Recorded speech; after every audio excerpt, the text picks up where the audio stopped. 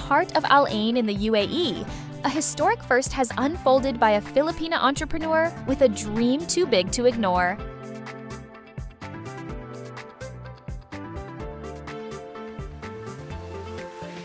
Mary Grace Alzate made history by opening Al Ain's first ever 3-story luxury outlet. Alam mo, hindi ko alam na ako yung first. So, I'm very, very proud talaga. Sabi ko, wow, meron pala akong achievement na first. And it all started with a simple hope for a better life. Before she was a trailblazer, Grace was a single mother in the Philippines, working long hours as a travel agent just to make ends meet. Dreaming of giving her 2 children a better life, in 2009, with nothing but courage, she boarded a plane to Al Ain and found a job at a travel agency. Her first paycheck, 1,400 dirhams. Marami ako noon na mga loans sa bank and credit cards, yung hindi kaya ng aking income. Nag-isip ako ng kung anong gagawin ko dapat. Nag-try akong mag-apply ng work and nag-ask ng bigger salary. Pero hindi ako natanggap. You know? And then, pero meron palang dahilan. Kasi hindi ka para doon. Alam mo yun? Desperate to earn more, Grace turned to online selling, buying branded bags during sales in Dubai and reselling them on Facebook. So yun, nagkaroon ako ng idea na, okay, why hindi ko gawin yung live selling? Kasi sa Pilipinas before, may mga nagla-live na. Pero hindi pa masyadong popular.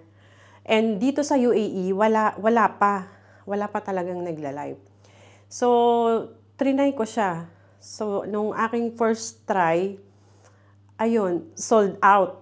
Nung bumili ako ng bundle ng ukay-ukay, ayun, na-sold out agad.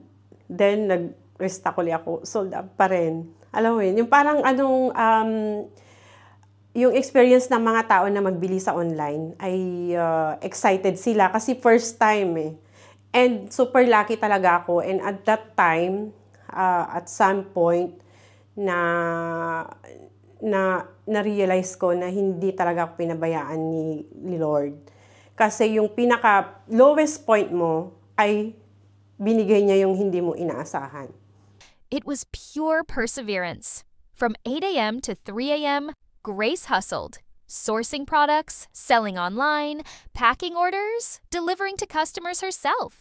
Buy, sell, hanggang sa lumaki na siya ng hindi ko na malay, na punong-puno na yung bahay namin, pati kwarto, punong-puno na ng mga stocks, yung ganon. Pero hindi naging madali para sa akin kasi ako lang mag-isa noon. So, ako yung pupunta na magbibili ng mga paninda, magdadrive ako, and ako pa yung mag-live selling, mag-aayos ng mga order, makikipag-usap sa customers, lahat. Tapos, magdi-deliver pa ako niyan. Kaya sa Al Ain, kilala ako ng mga customer doon. Kasi ako dati yung mga nag-deliver sa kanila. Every delivery, every sale was a brick laid in the foundation of her dream. Her customers wanted more, specifically gold jewelry. From selling clothes to selling gold, Grace adapted. Miss Fab Jewelry opened its doors in Dubai, welcoming customers from all over the UAE. But even then, Al Ain, the city that gave her a second chance, remained close to her heart. So in 2025, she made her dream reality, one Fab outlet. 3 floors of fashion, jewelry, and luxury items at outlet prices, bringing high-end dreams within everyone's reach.